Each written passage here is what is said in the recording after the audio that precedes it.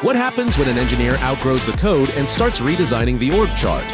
Meet Kevin Donovan, enterprise architect, transformation realist, and professional buzzword slayer. From tech trenches to boardroom battles, Kevin joins the architect's lens to talk strategy, sanity, and surviving digital chaos. Hit play. This one cuts through the jargon. Hello and welcome to next edition of Architect's Lens. Today we're happy to welcome our guest, Kevin Donovan. He will shortly tell us a bit more about himself. And as always with you is Savi and myself, Nenad. So hi everyone, and let's get started. Kevin, nice to see you again. So just for our viewers and listeners, who is Kevin and what makes Kevin tick? Sure. Thanks. Thank you both for having me. Pleasure to be here. Sure. My name is Kevin Donovan, as you said. Myself. Currently, most often an enterprise architect. Also becoming a bit of a content creator, I guess, on LinkedIn as well. Based in Denmark.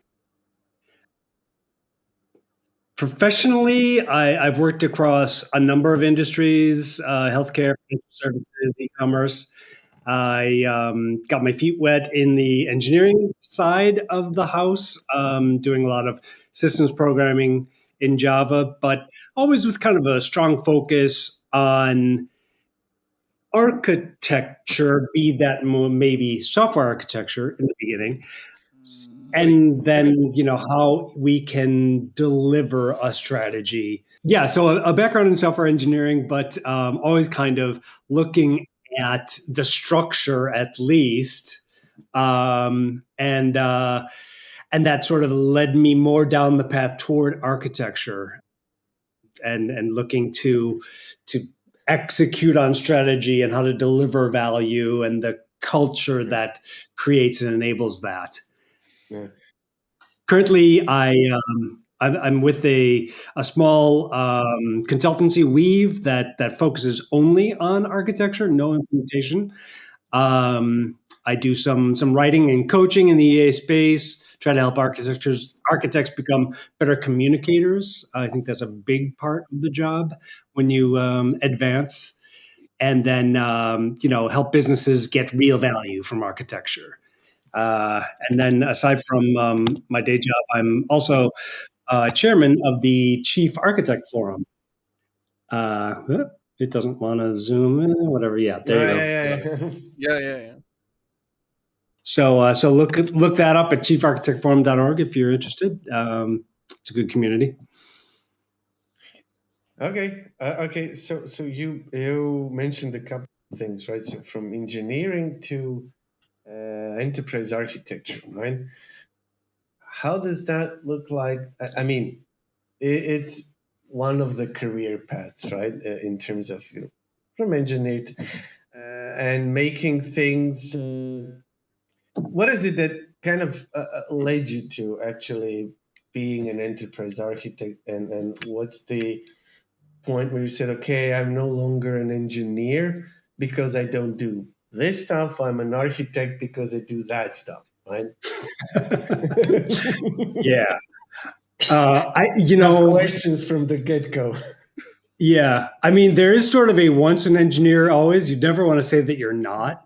Okay. I still like to play around with, get a little bit past the hello world example in whatever technology we're looking at to kind of try to understand it, not pretending to understand it as well as the guys on the dev team working with it. But I think there was a transition period where I worked at a very small independent software vendor, and they had a consultancy arm and also a conference arm. They still do. Trifork running the go-to conferences.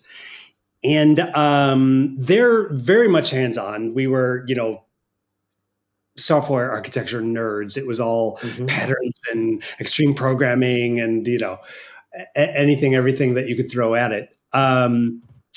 I moved from there to IBM. So I went from like 40 colleagues to 400,000 colleagues. And, also an interesting and good place. Lots of good resources, lots of really good learning. That's where I took their entire architectural thinking courses. And they actually want you to declare a career path. So for me, it was either heads down coding or architecture.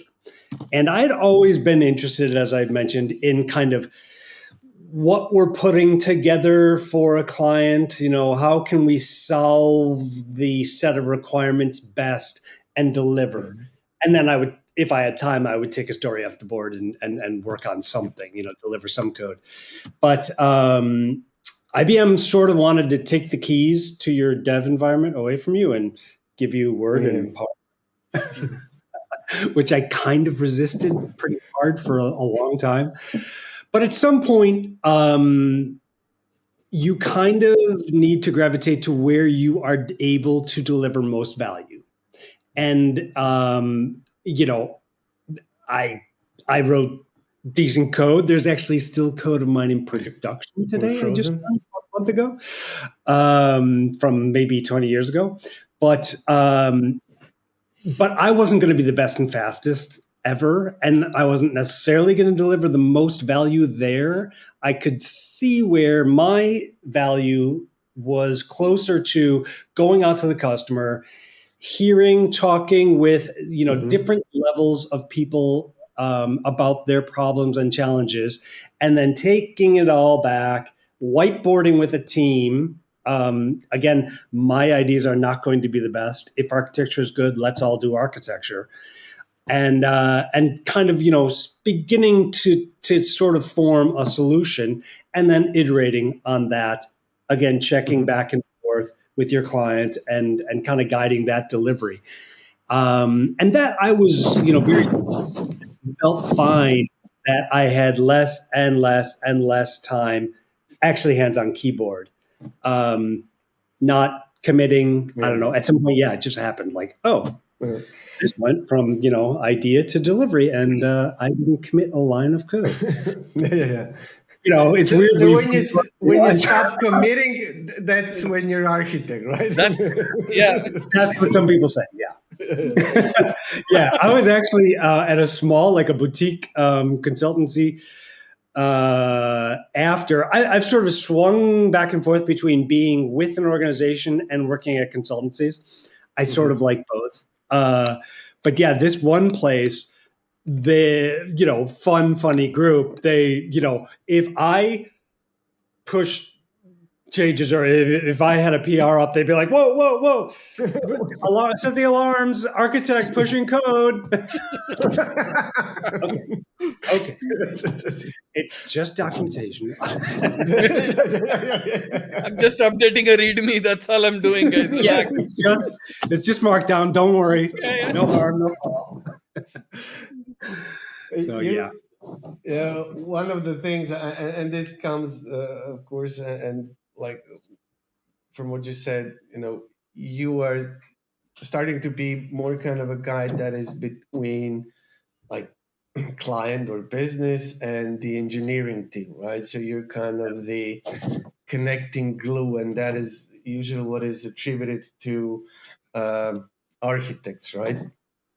So what is it that is still keeping those two worlds apart? Is it just, we think differently, so we have business people and engineers? Is it, again, a culture thing that we're kind of molded into those roles and we do need an architect to be an interpreter? Yeah. How did we come to this? Yeah, that's a good question, and I hear it as you asking, why is there a strategy to execution gap? Yeah. What is that? And that's a great question. I have done some consulting actually with a tool vendor who is trying to address that. And the way they look at it, it's similar maybe to Gregor Hopi's work, The Architect Elevator. They start with this thesis that, yes, it's not for lack of strategy, goals, visions, acknowledgement of business drivers and market conditions, and it's not for lack of let's just call it structure and a structured approach and often very good engineering practices, but it's happening in two different places. I almost hate to say the boardroom and the boiler room, but I just did. And they speak two very different languages in those two places. If you could even get to a place where this is and becomes business architecture, that's a really good first step. And if the people here could back off of the technology a little bit and look at value delivered, that's a really good step. Then we're starting to get close. It's something that I always try to advise and help and guide. I love being called in when people say, yeah, we're really kind of just bootstrapping EA. We're just starting fresh. People are always excusing it. Like, before we open the look under the hood, let me warn you. I'm like, no, great. We have an opportunity here then to start doing it right. If I walk in and yes, we have EA and they're here and the infrastructure guys are, in that other building down in the basement and the business architects are over in that building up on the top floor, then you have a bit of a longer path to go. It's a longer journey with those people. So yeah, I think it's a lot of trying to get both sides to understand and speak the same language. Business capability mapping can bring you a long way in that. It's also a very long process done well correctly. But those kinds of things start to bridge that gap. And what we can often do over in IT, I guess it was this way, is that we can get what's in our control, get our heads out of the technology, the jargon, and at least begin to understand what the business is trying to do. Understand the value chains that we're delivering capabilities into and how it delivers value to the organization, how it makes money. I mean, let's get very brass tacks about it. So how do you start up with the enterprise architecture in an organization that definitely never heard what is a business capability map, doesn't understand what is the scope of business architecture? What does it take for an organization to build up a successful EA practice? Yeah, that's a great question. Thanks. It caught my attention when you said, we're going to start doing enterprise architecture. So what should we do? And I always Not have my words. Those are words I heard. So okay. But it just reminded me of a slide that I haven't used in a while, but I used to have it in decks all the time, where sitting in Denmark, I'll use Lego metaphors liberally. But so I would usually have two pictures, one of, a beautiful tower built out of Lego and the other being just a pile of Legos. Whether you know it, want it, pay attention to it, practice it, you have an architecture. You have a pile of Legos. You decide in what shape that pile is.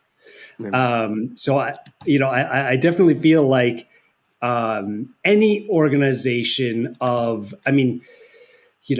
this point, more and more businesses are becoming technology businesses, whether they know it or not. I've had that conversation a number of times with a number of businesses who sort of thought they were buying a project and it was going to have an end. I'm like, No, I think this is going to keep going, and you're going to iterate on this and probably add other projects because you guys, have a software aspect to your business.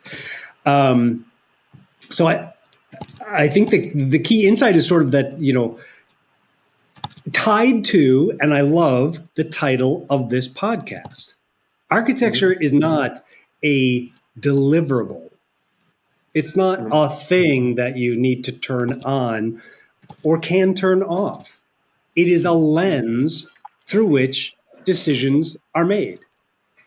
And if you are making decisions, the moment decisions begin to compound is when you need architecture to be a focus, a discipline that you are using, or you will keep operating on that pile of Legos. And if you've ever walked through a room and if you have kids and stepped on some Legos, that's not so much fun. So yeah, you need to. But it's always But I also kind of found it that it's definitely, let's say, a matter of perspective, right? Because somebody will, see that pile of Legos and will say, "Yeah, but my pile of Legos is working fine. We're making profits with this. Yeah. Why should we? What's this big thing that will?" Why do I need to invest, right, to build this tower when my pile of Legos is doing? Sure. Yeah, I mean, it's not perfect, but yeah. No. I mean, and that's fine. If people are getting where they need to go at the speed they need to get there, that's okay. I mean, I always think of it analogously to a monolith piece of software. Monolith isn't bad. Monolith is good. There's a lot of really positive things about monoliths. But at some point, you may start to want to scale functionality differently. You may need to address or incorporate or abstract out or have different, provider interfaces. Then, the monolith is going to be a bit of a drag on you. So it's really contextual. It just depends on what people need, what they're looking for. And what is their strategy if they have one? Yes, sorry. No. So, Kevin, as an organization is sort of pivoting itself or expanding, right, or undergoing a transformation, because everyone is, right? Yeah. What are some of the green flags that you see where you can say, okay, this organization has got the architecture lens correct? And correspondingly, what are some of the red flags when you look at them and you say, this is not going right? This lens is pointed in the wrong direction, or it's in the pocket, they've not even taken it out. How do you spot those two? Yeah. Sure. Well, when you first are starting out, there's a couple of things that you need to want to be doing. And that you can look at also as a form of metric or a way to take the temperature. First of all, are there people who have the title architect? Software, different domain, application, whatever. But are there people that do that? A lot of places, two pizza teams, we're all developers. I mean, yeah, I do what I have to do. I make it run. I keep it running. Great. Okay. And then there's people way on the other end of the spectrum who have all the different, business, data, application, infrastructure, enterprise, all the domains. So are there any of those? And once there are those, do they ever talk together? Do they know each other? I would hope so, but not always. Do they talk to somebody else or just themselves Yeah, in an right. ivory tower somewhere? Yeah. And if so, when they get together, I've always heard that the collective noun for argument for architects is an argument of architects. Are they arguing? Are they talking, planning, and ultimately making decisions? And once you start doing that, the planning should be somehow captured in time. And, I'm all for just enough architecture, just in time. Yeah. So take a picture of the whiteboard. I don't care. That's fine. But and then record those decisions. Does it have to be, an ADR that you've committed to GitHub and have version control? I don't know. Take a picture of the decisions made also. But you will develop that's the muscle, the thin layer of muscle there on the bone, and you will develop that muscle because you will see 3 months later, oh wait, why, now we have this problem and that doesn't scale because how did we think about this? I don't remember. Or maybe, those people have left or whatever. You go back and you learn. And, so that is the lens in use. And that's, I think, how you can kind of start to see whether there is, we could talk about it in maturity stages, stage 0, up to 1, 2, 3, in maturity. If there's none, then let's start having some and use what we have. And then let's start making it better. Let's start codifying things. Let's start developing things. Let's exercise those muscles a little more where we need it to the extent that it delivers value. No more, but no less. What I mean, one thing I like what you said, and I just written it down, that people who are arguing are called architects. Yes, an argument of architects. Yeah, like a flock of seagulls. It's not a flock of architects. Yeah. I like that. I like that. Yeah. So you have years of experience, right? Do you see that, let's call it view on enterprise architecture outside of enterprise architects is changing, something different than it was, I don't know, 10 years ago, 15 years ago? How is enterprise architecture, let's say, evolving or changing, or is it, right? We used to call the enterprise architecture silos or throne rooms with enterprise architects giving verdicts, yes or no, this and that, right? Is that period behind us? Is it something that is changing throughout the space, or is those are just some random examples, right? Mm-hmm. Yeah. What is the state of enterprise architecture? Right. Yeah. I mean, I appreciate the question because it's a drum that I try to bang on a lot. And that's from personal experience. It's for personal reasons. I have been on really good projects with organizations that completely understand the value that architecture in general and enterprise architecture can bring when it's used as a strategic capability. I have been places where you walk in the meeting and someone, you're from IT, can you fix my phone? Can you plug in the projector? No, I can't. I'm an enterprise architect. I can't. Sorry. Yeah, sorry. I don't know how to do anything. No, sorry. I really actually don't know how to do anything. Yeah. So yeah, I mean, I have maybe only been fortunate to not have been on complete train wrecks. I have not actually, although there's lots of them out there. I've been brought on to kind of guide things back on the rails a few times, but I prefer selfishly to be on a team where everyone gets it. There's no, I don't have to have 7 meetings to convince and try and get budget and all that. Honestly, I don't have time for it. I'm sorry. If you don't understand, then maybe we're just not a fit. So I try to bang on this drum quite a bit. I think that, of course, the profession, as it's become, discipline as it began, is always evolving. Since the 80s. It was, an IBM thing. I should know the name. I don't have my history down, but a guy that John Zachman worked with at IBM.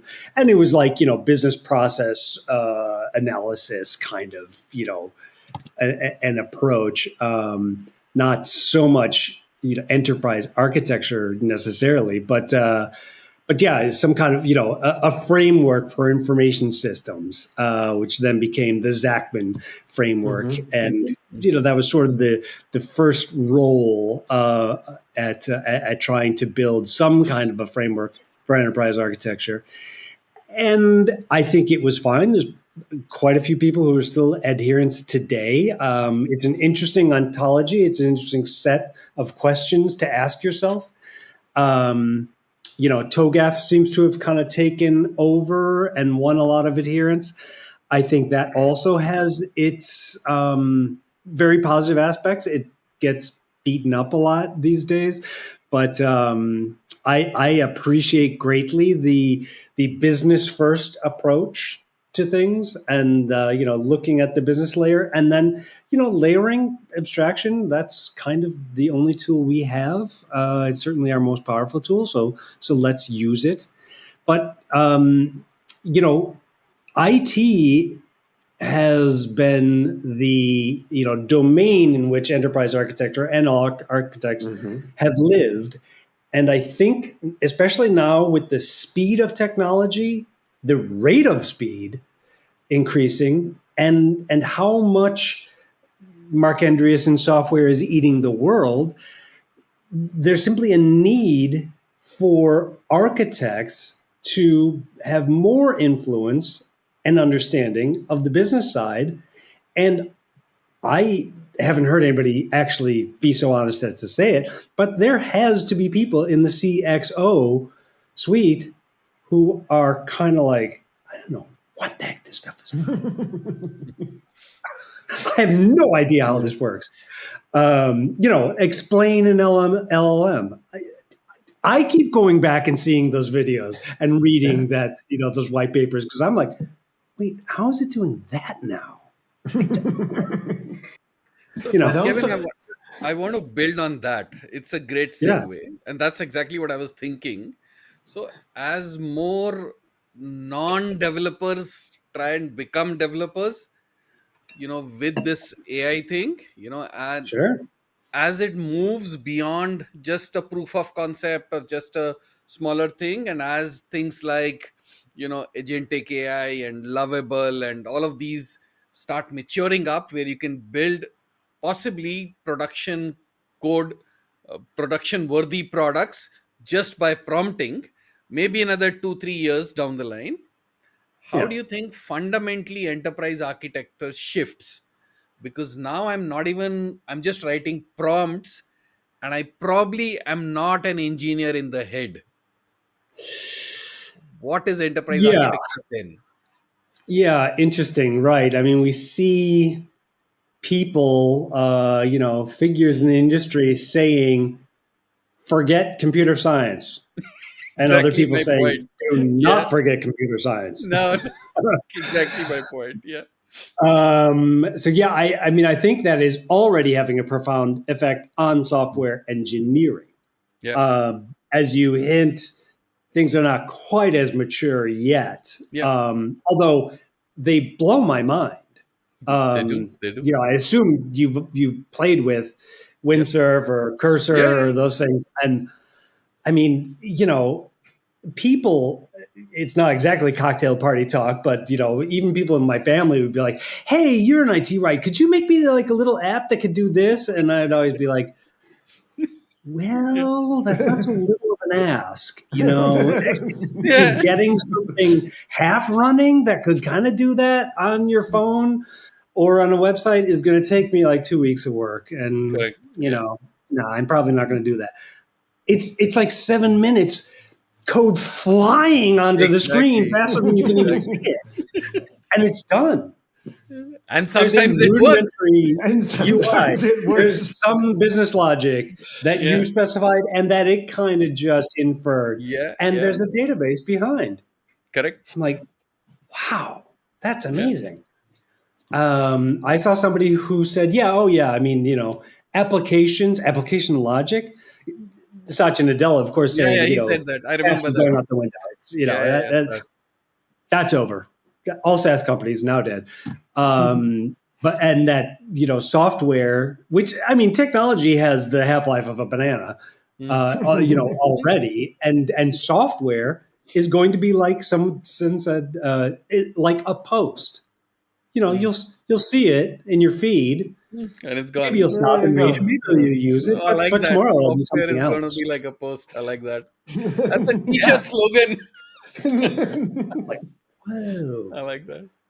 And yes, it will mature. You're right. In 2 or 3 years, the quality of the code that these things spit out, plus test harnesses and full test suites and all that, it'll be, they'll get But more then and more bulletproof. where does the guidance of an enterprise architect, a well-architected framework, how does all of that fit in? Because I'm just, prompting away. That goes in your system prompt. Yeah. In That's your exactly my baseline. point. Yeah, you have to bake it in, right? Because Yeah. here is one guy who's possibly capable of doing everything. Yeah. Otherwise, it was a whole team where you had, processes, you had plugins. How do you But evolve all of that? Yeah. I mean, my view, and sorry for interjecting, is Yeah. as you would do with your development team or teams, right?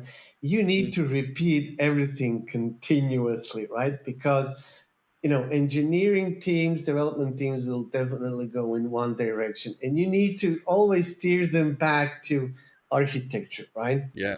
And it's the same. I mean, at least for now, with the LLMs and this vibe coding, you still need to, remind that LLM, oh, these are our guidelines and constraints, and this is what you should do. I'm trying to build this prompting thing, right? Where I want an agent to develop simultaneously 3 systems, for 3 microservices and a front end, right? And it's pain, right? So currently you have much more work than with a development team, right? Than you have with an AI, whatever. So it is, I would say, not up to that level, right? So you could build a small app, but again, you cannot, and it can still not do architecture well, right? So you shouldn't let him design workflows, etc. And so solution architecture, I don't know about enterprise, but in terms of solution architecture, how systems work or should work, I don't think that the AI has that view through the architect's lens, right? That can cover it enough, right? Maybe not yet. I wouldn't doubt that it's coming. And at the end of the day, these things, I think these tools will be assisting at the software engineering level. And I don't even think engineers are going to be out of a job, to be honest. There was assembly, and then there was 2G, 3G, 4G languages, and they got more and more and more effective. But we have more and more developers today than we did. So I don't think that job's going anywhere. But yes, you better know how to wrangle code in these editors with an LLM assist. The interesting thing to see for me is how quickly you'll be able to spin up software that delivers a certain capability into the enterprise and then fine tune and adjust that capability. That will start happening faster and faster and faster, which is only a win, I think. The question, the part of your question originally that I'm fascinated by, and I'm not even sure that the crystal ball is a little murky still, is how it then starts to be utilized most efficiently and effectively in enterprise architecture. I've seen a number of posts with people kind of noodling around the idea, like, okay, let's say we have a knowledge graph that we could feed into a trained LLM, and trained on what? But that knowledge graph then has the organization, its context, its competitors, its customers. It knows the mission, the vision, the business drivers in the current environment, what goals we have that we'd like to achieve within a certain time frame, the initiatives that are tied to and should deliver against those goals. And those initiatives will be informing a capability model that then is supplied by these applications that apparently you could develop in a day or less. That might be slow. And if you have that in a knowledge graph that then an LLM or AI can understand, and you start tying in exhaust from all of your system of record, all of your supply chain, all of your deliveries, all of your finances, all of the customer interaction points on the important customer journeys along the value chain or chains that you've developed. Once you start getting feedback back in, and it can start retraining and relearning, that then becomes a dynamic operating system for the enterprise. And that is where I think this will be in, I don't know. But that's where I see it. Who knows? Couple of hours. Yeah. It won't be before we're done. But, Yeah. But I mean, what you said is quite like we seem to have this great big ideas on how LLMs and agents can work, but why all of what you now just said cannot be implemented with people in a real organization? Where's the conflict, right? I mean, Sure. arguably, yes, we should be able, right? But we start like I think that we're thinking about how to set up LLMs and AIs and everything more than we think how to set up people in organization and function. It's like we're giving way much attention to how to train and work with AI than how to train and work with people. But that's just No. I think you're right. And could we concierge it? The Oz behind the curtain? Yeah, we should and could. Are there people that already do it? Yeah, I believe so. I mean, I'm sure, Amazon knows what 3 products I looked at and which one I bought.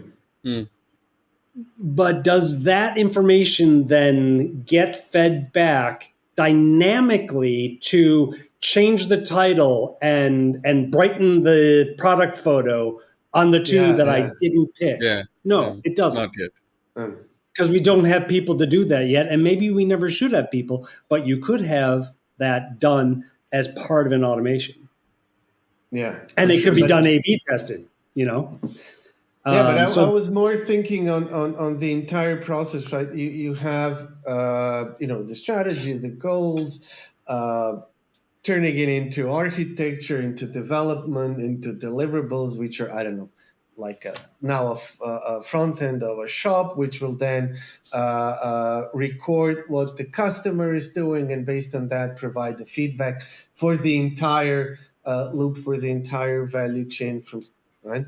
And this is something that, we can envision building an automation cycle with AI agents and whatever. But why aren't we focused still yet that this full feedback cycle exists now when we don't have fully implemented AI agents, right? We said there is a gap between, strategy and implementation. So the boardroom and boiler room, we have here gap. we probably have gap between the designer of the UI and the mission vision statement of the entire organization. So we have a lot of gaps, right? And we don't work on closing those gaps now, but we are thinking about how to close them with AI agents. This is kind of my, Hmm. you know, I don't know if I would say that we don't work on closing those. I think I we mean, the do. gap between the boiler room and the boardroom is, 50 years here, right? So it's Oh it's yeah. all, Oh yeah. Yeah.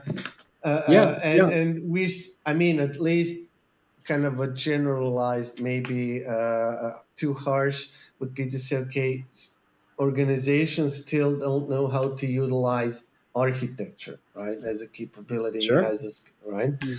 So Absolutely. we do Yeah. have this kind of gap, right, Right. and which is prevailing for a number of years, and we are trying to now close everything, including that gap, with agents, right? But we haven't had that much effort by closing it with people, right? Because my view is like the CEO will more likely say, I'm giving, I don't know, 10 millions to build this army of agents. It will say that faster, quicker than I'm giving 10 millions to set up EA capabilities and architecture infrastructure. This Sure. is, yeah. Okay, Sure. Yeah. this was my rant. So Well, I mean, you could flip the script and say, great, then it's the Trojan horse we'll ride in on. yeah, for Yeah. sure. Yeah. You know, I I mean, mean, it's been very difficult for EA or maybe architects in general to prove their value. What's the ROI on me? yeah, I have a salary. yeah, You know, yeah. the things that I work on, especially in EA, there's like 3-4 years until there's any Mm. value often. And then attribution is a sketchy, Yeah. squiggly dotted Yeah. line. You know, I mean, Yeah. it gets to be Correct. very difficult. If we can make that clearer, even more clear, Yeah. the work of architecture delivering value, business value. And if that can be made clear by automation, surfacing Yeah. it in a dashboard on a daily basis, Yeah. let's ride Because that horse. you gotta have a dashboard. That's the Always. missing You part. do. You do. You Yeah. do. I mean, you Yeah. know, EA is really a strategic planning discipline. Yeah. And if we can plan and adjust our plans in real time, you know, with feedback from the digital exhaust of the organization, we'll be able to align business goals with our infrastructure and solutions. We'll understand and be able to show the big picture The of impact. Yeah. strategy and how it translates into technical roadmaps, action plans. And then everyone has a deeper understanding of the business, the processes, the IT systems that are coupled. And then you have the ability to foresee how changes in one area impact another. So it becomes less about technology, it's technology driving business success. Hopefully. You can share whatever, but just from kind of your, let's say, experience, and we've talked about this. What is the value? What is ROI of enterprise architecture or whatever business architect, right? Uh, um, from experience, what are the most like compelling arguments? Whether it's like a war story or anecdote, where do you see that? I don't know, a statement or an explanation of the value of architecture kind of hit the mark that you used, right, in terms of explaining the value, right? Yeah. Um, I mean, I have a couple of definitions out of the couple hundred that you can find out on the the interwebs that I like. The ones that I tend to lean toward often we'll start with architecture or enterprise architecture is the art and science, because I think it's important to, this is a practice. It's a profession. We're doing our best. We're getting better. I mean, business is an art and science as well. I would assume that kind of explanation would feel, let's say, dry if you were talking with, I don't know, CEO or Too whomever. philosophical, right? Too philosophical. Yeah. Did you ever use some kind of, punchline statement? I mean, I like the Lego comparison, right? Yes. It's kind of it's visualizing the difference, right? And that usually lands, yeah. It usually lands. Is there any that kind of to the point, right, comparison that you use? Just textual. Like, do I have a slogan like that? No, an anecdote, personal experience. Well, they don't tend to be very slogan worthy because it's generally a longer story. You don't need a slogan. Yeah. I didn't mean what's the slogan that you chanted in the board. Okay, let me put it differently. If you were to design a hoodie or a T-shirt for your enterprise architecture team, what would you put on that? I often say enterprise architecture delivers strategy to execution. There you go. That's about as short as I would put, feed me, I'm an enterprise architect. Will diagram for change. Yeah. Will diagram. Do a diagram for life. Yeah. Okay. Yeah. You mentioned, I'm curious, you mentioned your chief architect forum, right? Yeah. So I have two questions. So what is the let's say scope of the chief architect forum? But firstly, maybe we mentioned business architects, we mentioned enterprise architects, solution architects, and now we have a chief architect. How many more architects do we need? I mean, what is the difference, for instance, between a chief and an enterprise architect? Is it more of a kind of a leadership distinction in terms of leading architect, right? Lead architect, or is something more in this chief architect title? Yeah, sure. Yeah, no, great question. A lot of the titles that we use and are used and we see pop up in job descriptions are domain based. I'm a security architect. I'm a cloud architect. I'm a business architect. I'm an information architect. Great. They have certain domains or disciplines that they focus on. And that has value. I think that, architecture tends to be somewhat fractal in nature. What works, at the small will often apply at the large. There are lessons I've learned from software architecture, from, writing a good method, that you can apply at the organizational level. So I often find that while we need to accept and utilize these domain descriptions, it's also good to look at experience. An application architect is often someone who came through engineering, done a lot of coding, and maybe now, gathers requirements at the customer and comes back and sort of is the project or team lead and, does a little bit of, thinks about the architecture a little bit of that application. As you move through, I think that enterprise architects are a bit of a broader domain. You're less technical, you're more connected to the business.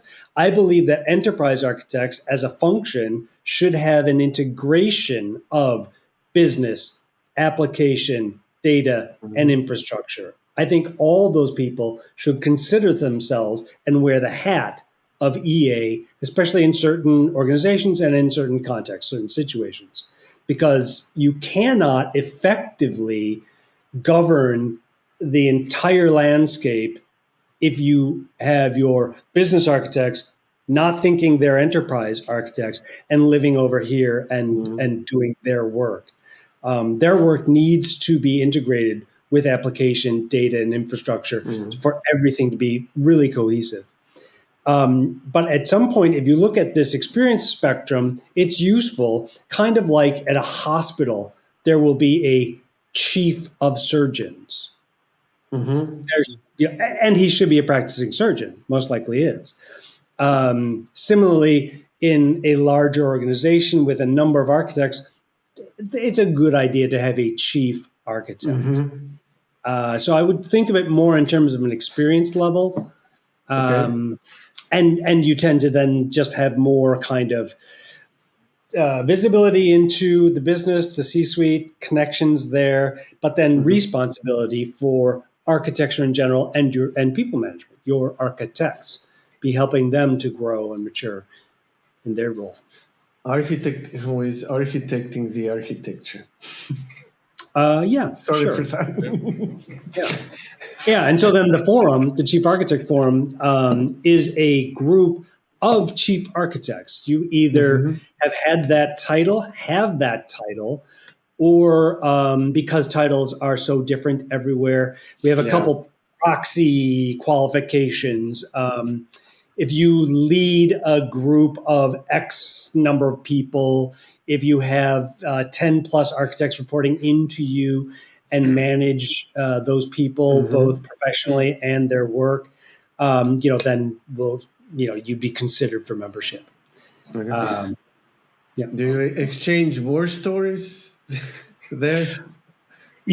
There's a fair amount of this social aspect because architects don't get together a lot, and especially chief architects don't get to, argue together as an argument of architects and exchange, war stories, experiences.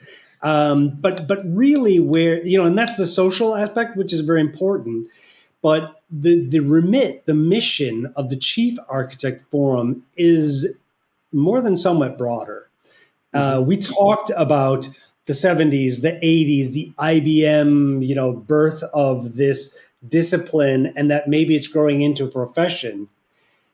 And the Chief Architect Forum really sees itself as promoting that mission of professionalism. Should or should we not be as professional as attorneys, physicians, accountants for that matter, need to be chartered in many places. Architects, Guild. I'm an architect. How are you? Good. And is this how we end up with catastrophes like CrowdStrike? And as more and more technology runs more and more of every citizen's every day, do we not need people who are actually certifiably qualified to make those rapidly compounding decisions? We likely do. So we try to do two things: partner with universities, develop educational curricula that will support the education and development of architects in a standardized way.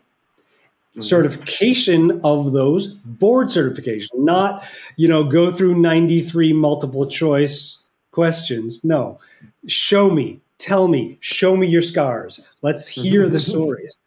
And then try and influence the body of knowledge. The Chief Architect Forum has something called the BITABOC, the BTA, Business Technology Architecture Body of Knowledge.